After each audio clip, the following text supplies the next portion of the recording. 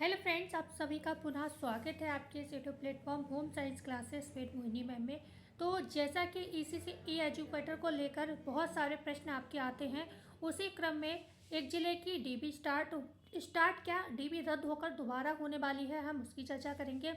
जिन जिलों में आवेदन इस समय चल रहे हैं उन जिलों की चर्चा करेंगे। हालांकि ज़्यादा जिलों में आवेदन नहीं स्टार्ट हुए हैं, 1 से 2 ही जिलों में हो रहे हैं, तो उसकी चर्चा करेंगे। एंड संत कबीरनगर और आपकी बहराइच, ये 2 ज़िले ऐसे हैं जहां पर रैंडम लिस्ट को लेकर इतना ज़्यादा जो रैंडम तरीके से टीबी कराई जा रही है कि किसी को भी सिलेक्ट करके बुला लिया जा रहा है। तो इस पर इतना ज़्यादा विरोध चल रहा है कि संत कबीरनगर की जो टीबी है फिर से लटकने वाली है। आप जानते हो 27 और 28 अक्टूबर 2 दिन को अभी 27 और 28 नवंबर 2 दिन अभी डीबी चली। दोनों दिन बहुत सारे बच्चों का हंगामा रहा, और हंगामा करे भी क्यों ना बच्चे, क्योंकि इतना अच्छे अच्छे नंबर लिए हुए बच्चे बैठे हैं और जिनके नंबर बहुत कम है उन्हें बुला लिया गया डीबी के लिए। ठीक है, तो बहुत सारी चीज़ चर्चा यहाँ पर रहेगी। उसके साथ ही साथ अगर हम बात करें बलिया, जौनपुर, शामली, ठीक है ना, तो इनकी डीबी की चर्चा करेंगे कि कब तक हो सकती है। जो चीज़ें मुझे मिली है उस आधार पे मैं आपको बता रही हूँ। और अमेठी का जो है फाइनल रिजल्ट जारी होने वाला है, तो हम उसकी भी चर्चा यहाँ पर करेंगे। तो आई होप ये वीडियो आपके बहुत काम की रहने वाली है, तो वीडियो को स्किप मत करिएगा। और भी 1-2 चीज़ें ऐसी होंगी जो आपको इस वीडियो के अंदर देखने को मिलेंगी, जो कि हो सकता है सभी के काम की रहे हों, लेकिन बात करते करते सारी बातें मैं आपको बताऊंगी। ठीक है, तो चलो स्टार्ट करते हैं। वीडियो को प्लीज़ लाइक करिएगा, चैनल को शेयर एंड सब्सक्राइब जरूर करिएगा। तो सबसे पहले हम वो जिले देख लेते हैं जहां पर आवेदन चल रहे हैं, जिससे कि वो बच्चे अपने आवेदन को निपटा लें। सोनभद्र में आवेदन चल रहे हैं, 10,313 सैलरी है आपकी, 390 अभी तक आवेदन यहाँ पर हुए हैं। बेसिक शिक्षा विभाग सोनभद्र में। ठीक है, बैचलर ऑफ होम साइंस 4 तारीख जो है 4 दिसंबर जो है लास्ट डेट है इसके आवेदन की। ठीक है, दूसरा होम एंड हेल्थ में आवेदन चल रहे हैं एटा जिले में। बीएससी वाले यहाँ पर अप्लाई करेंगे, बीएससी होम साइंस वाले, या फिर आईटीआई वाले करेंगे जिन्होंने फूड प्रोडक्शन, फैशन डिज़ाइन या स्विंग टेक्नोलॉजी में डिप्लोमा वगैरह ले रखा है आईटीआई में, तो वो लोग आवेदन करेंगे। 10,450 सैलरी रहेगी, तो इसकी भी लास्ट डेट जो है 4 दिसंबर रहने वाली है। दूसरा आवेदन चल रहा है औरैया जिलों में, इसमें ऑलरेडी काफ़ी आवेदन हो चुके हैं, 2,136 ऑलरेडी हो चुके हैं। 30 दिसंबर जो कि है इसकी लास्ट डेट है आज ही, तो आप लोग आवेदन निपटा लीजिए। और आज ये फर्स्ट पेज पर ही शो हो रही है, ठीक है, क्योंकि लास्ट डेट है ना, तो फर्स्ट पेज पर ही शो हो रही है, तो आपको ढूंढना भी नहीं पड़ेगा। इसी तरीके से आप जानते हो स्पेशल प्रोफेसर की कुछ भर्तियाँ आती हैं इसमें, जैसे इलेक्ट्रीशियन की आती हैं, तो औरैया में वो भी आवेदन चल रहे हैं। इंजीनियरिंग एंड वर्कशॉप की आती हैं, ये भी चल रहे हैं औरैया में आवेदन। एंड आपकी लास्ट डेट भी वही है 30 तारीख, अगर आपके यहाँ कोई हो तो बता सकते हैं, वैसे तो आज लास्ट डेट इसकी हो जाएगी। ठीक है, एग्रीकल्चर, नर्सरी एंड गार्डनिंग के भी हैं यहाँ पर बीएससी वालों के लिए, तो ये आवेदन भी चल रहे हैं। चलो इसको हम हटाते हैं। अब हम बात करते हैं होम एंड हेल्थ भी चल रहा है, बीएससी वाले जो औरैया के, उनका भी आवेदन चल रहा है। तो और चीज़ आपको पता ही है, 30 तारीख इसकी भी लास्ट डेट है। ईसीसी ई एजुकेटर और होम एंड हेल्थ दोनों की आज लास्ट डेट है। तो अब सबसे पहले हम बात कर लेते हैं अभिलेख परीक्षण जो है स्टार्ट हुआ है, पुनः डीबी स्टार्ट हुई है। किस जिले की है, तो ये चित्रकूट जिले की। चित्रकूट में आप जानते हो ऑलरेडी डीबी हो चुकी है, लेकिन उस डीबी को रद्द करते हुए यहाँ पर सभी को डीबी के लिए बुलाया गया है। अभिलेख परीक्षण प्रक्रिया में सम्मिलित हेतु आप देख पा रहे होंगे, पूरा नोटिफिकेशन हम पढ़ते हैं। यहाँ पर आपको अवगत कराया जाता है, सूचना है आपको अवगत कराया जाता है कि आपने सेवा योजन पोर्टल के माध्यम से ईसीसी ई एजुकेटर चित्रकूट के पद हेतु तो आवेदन किया है। उक्त आवेदन संदर्भ में आपका अभिलेख परीक्षण दिनांक 4 दिसंबर को होना है। ये 4 दिसंबर से 6 दिसंबर, मतलब 4, 5, 6 3 दिन चलेगा, 4, 5 और 6 तक प्रत्येक दिवस प्रातः 10 बजे से साय 5 बजे तक आयोजित किया जाएगा। तो यहाँ पर कोई पर्टिकुलर रैंडमली नहीं बुलाया गया है, सभी को बुलाया गया है। अतः आपसे विनम्र अनुरोध है कि नीचे दिए गए पते पर निर्धारित समय पर उपस्थित होकर अभिलेख परीक्षण प्रक्रिया में सम्मिलित हो। ध्यान रहे कि अभिलेख परीक्षण में अनुपस्थित रहने की स्थिति में संपूर्ण दायित्व आपका स्वयं का होगा। तो 3 दिन का समय मिल रहा है, 4, 5, 6, किसी न किसी दिन आप पहुंच सकते हैं आराम से। आपके पास ये नंबर भी दिया है, आप यहाँ पर कांटेक्ट भी कर सकते हैं कोई प्रॉब्लम हो। जिला शिक्षा एवं प्रशिक्षण संस्थान शिवरामपुर चित्रकूट है ये मतलब यहाँ पर आपको संपर्क करना है अगर कोई प्रॉब्लम होता है तो। ठीक है, डॉक्यूमेंट्स आप सभी जानते हो कौन कौन से जाएंगे। आपका कम से कम हाई स्कूल से आपका ग्रेजुएट, अगर आपने ग्रेजुएट लगाया है मतलब बीए होम साइंस लगाया है तो हो जाएगा। ठीक है, 10th 12th बीए का हो जाएगा। ठीक है, उसके बाद आपका अगर जाति लगता है तो जाति जाएगा, निवास जाएगा। ठीक है, और आपकी पासबुक की फ़ोटो भी जाती है। ठीक है, पासबुक जो है मंगाई जाती है अच्छा वो शायद फाइनल उसमें मंगाया जाता है या फिर डीबी में भी, अगर मतलब वो एक फ़ोटो कॉपी हो आप रख लीजिएगा, ठीक है। एंड साथ ही साथ आपका फ़ोटो जो अपडेटेड फ़ोटो होते हैं वो फ़ोटो जाते हैं, मतलब आपके जल्दी के खिंचे हुए फ़ोटो होने चाहिए। बकाया सेवा योजन पोर्टल जो आपने रजिस्ट्रेशन किया है, जो भी फॉर्म वगैरह भरा है, प्रिंट निकला है फाइनल, वो आपको यहाँ पर लेकर जाना है। दो दो सेट जाते हैं, आप ये ध्यान रखिएगा, ठीक है। तो ये चित्रकूट की जो है डीबी प्रक्रिया स्टार्ट हो रही है, हमने उसकी चर्चा कर ली है। अब हम आते हैं नीचे की ओर। आई होप आपका कोई कमेंट कोई क्वेश्चन हो तो आप कमेंट कर सकते हैं, पूछ सकते हैं। पहले हम बात कर लेते हैं किसकी, फिर हम इस पर आते हैं ये, क्योंकि जो है इसकी हम चर्चा बाद में करेंगे। पहले बलिया, जौनपुर, शामली और शामली है यहाँ पर, ठीक है। यहाँ पर जो है डीबी का ये है, सुना जा रहा है कि दिसंबर आपका 15 दिसंबर तक आपको देखने को मिल सकती है। मतलब कभी भी 15 दिसंबर का मतलब ये नहीं कि आपको 15 दिसंबर तक वेट करना है, आपको 1-2 दिसंबर से भी मैसेज कॉल आ सकते हैं। मतलब 2-4 दिन में 6 दिन में आपको ये मैसेज कॉल इसके दिखने को मिल जाएंगे, बलिया, जौनपुर, शामली के, ठीक है। क्योंकि सारी प्रक्रियाएं पूरी हैं, इस बेस पे आपको जानकारी दी जा रही है। अमेठी में जो है स्कूल आवंटन कब होगा, आपको स्कूल आवंटन कब होगा, और आपको सारे डॉक्यूमेंट्स लेकर जाने हैं स्कूल आवंटन में भी। जो डॉक्यूमेंट्स अभी मैंने जस्ट बताए थे चित्रकूट की डीबी के लिए, सेम वही डॉक्यूमेंट्स आपको एक एक सेट, वहाँ पे तो दो सेट जाएंगे क्योंकि वहाँ पर तो पता है प्रॉपर जमा होंगे।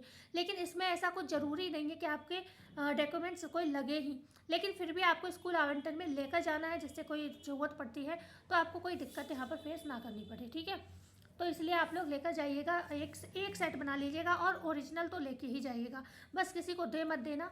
लेकिन वैसे स्कूल आवंटन है तो कोई दिक्कत नहीं, चेक वुक करेंगे वो लोग, फिर आपको वापस कर देंगे, ठीक है।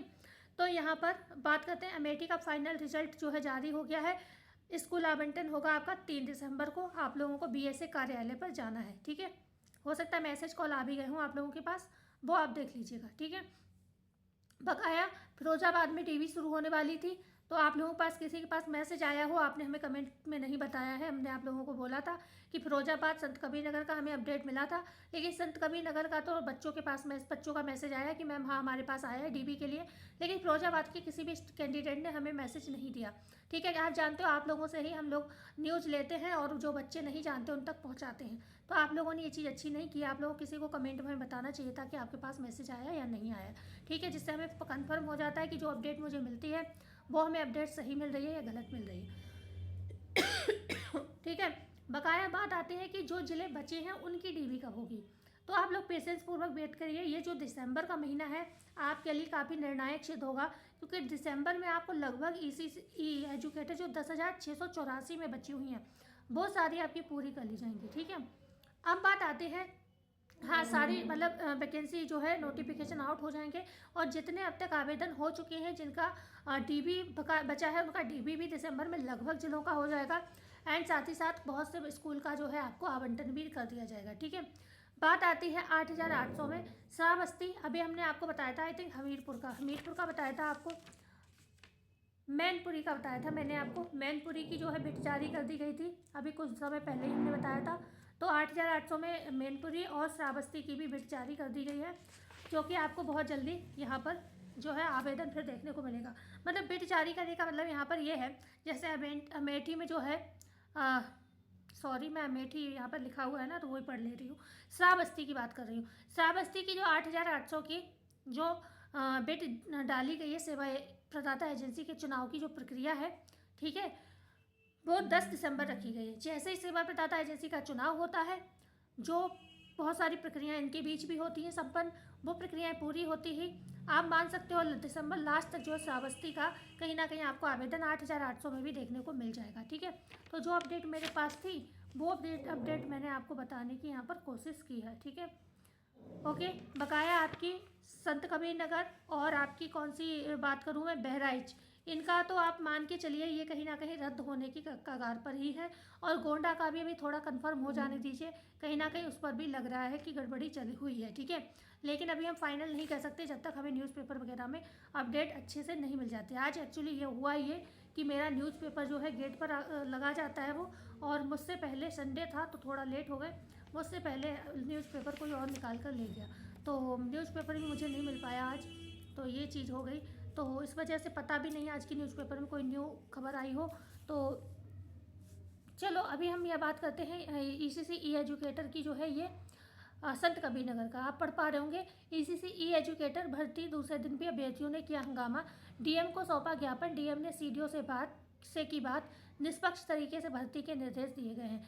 ठीक है, तो संत कबीरनगर आप देख पा रहे हैं, यहाँ पे लिखा खाली हुए कंपोजिट स्कूलों में स्थापित होने वाली बाल वाटिकाओं में बच्चों को पढ़ाने के लिए हो रही ईसीसी ई एजुकेटर की भर्ती में धांधली को लेकर अभ्यर्थियों ने शुक्रवार को दूसरे दिन भी हंगामा किया।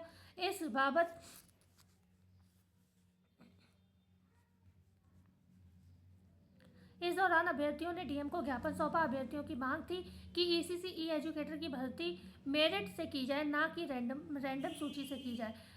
यह अन्यायपूर्ण है। डीएम कार्यालय पर पहुंचे अभ्यर्थियों ने डीएम को भर्ती के संबंध में शासनादेश दिखाया कि यह भर्ती मेरिट के आधार पर ही कराने का निर्देश दिया गया है, लेकिन मऊ की भर्ती एजेंसी एनआईटी कंप्यूटर विभाग के साथ धांधली कर रही है। मऊ से ये मत समझिएगा, ये मऊ जिले की है। एक्चुअली संत कबीरनगर की जो बिट जारी की गई थी ना, सेवा प्रदाता एजेंसी जो चुनाव किया गया है, वो वहाँ की है, मऊ की। ठीक है, तो यहाँ पर धांधली कर रही है। इससे अभ्यर्थियों के साथ अन्याय हो रहा है।